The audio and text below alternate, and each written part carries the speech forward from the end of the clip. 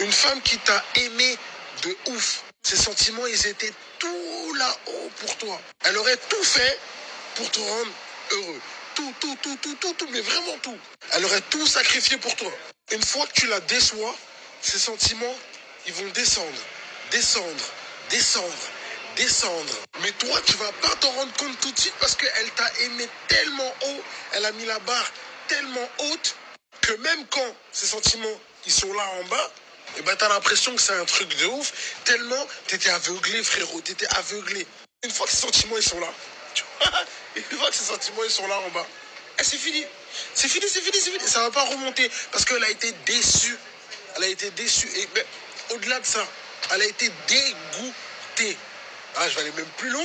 Elle a été dégoûtée. Et quand une femme est dégoûtée, est-ce que vous savez ce qui se passe quand une femme est dégoûtée? Eh ben, il n'y a pas de marche arrière.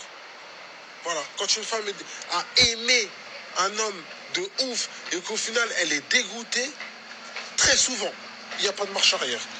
Tu peux aller regarder les commentaires qui vont confirmer ce que je viens de te dire là. Il a menti à quel niveau exactement? C'est-à-dire que l'affaire qu'on appelle la mousse là, c'est vraiment un truc de ouf, un truc de dingue. Et généralement, quand tu es avec un orgueilleux, ils ne comprennent. Déjà, taguez les personnes que vous pensez qui ont besoin d'entendre ça. Quand tu es avec un orgueilleux, en fait, tellement il est sûr de lui, tellement il est sûr que tu es fan de lui, que dans sa tête, à aucun moment tu ne pourrais prendre une décision drastique. À aucun moment.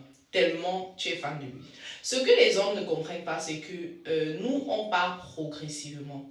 C'est pas un matin, tu te lèves, tu dis c'est fini. Nous, généralement, quand on se lève un matin, on dit c'est fini. Ce qu'on a envie de se faire supplier, de se faire flatter pour rester dans la relation. Ce qu'on a envie de se faire rassurer. Mais quand elle commence à ne plus te dire que c'est fini, c'est doucement, doucement. Elle est là. Tu veux faire, elle te donne. Tu veux manger, elle te fait à manger. Peu importe ce que tu veux, elle est là. Elle se comportera toujours comme la femme gentille que tu es.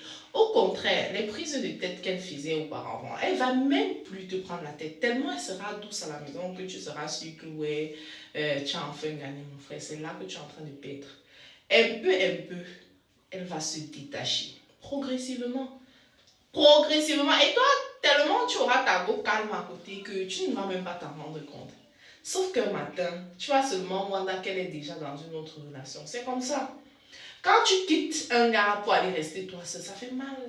La période de solitude, là, j'entends souvent beaucoup de personnes dire ouais, prends du temps pour toi, mais ça choque plus que quand tu restes là, tu es là calmement et tout, et que le jour où tu sens que tu es prête, ou alors le jour que tu commences à crush quelque part, là, maintenant tu portes ton sac et tu pars. Même si avec le crush ça ne donne pas, au moins tu vois, tu auras détaché complètement.